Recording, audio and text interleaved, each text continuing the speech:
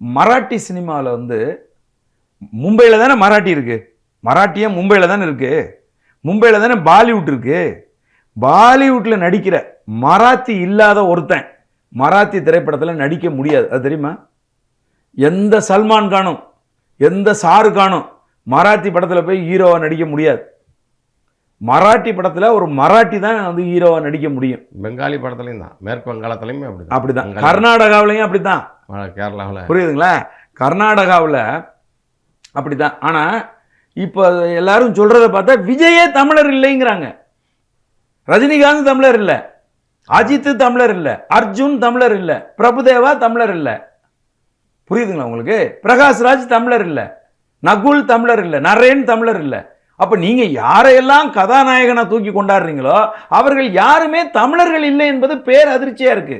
ஒரு சில பேர் தான், விக்ரம் தமிழர், சூர்யா தமிழர், அவர் தம்பி கார்த்திக் தமிழர், பிரசாந்த் தமிழர், விஜய தமிழர்னு எல்லாருமே இதுவரைக்கும் நம்பிட்டு இருந்தாங்க.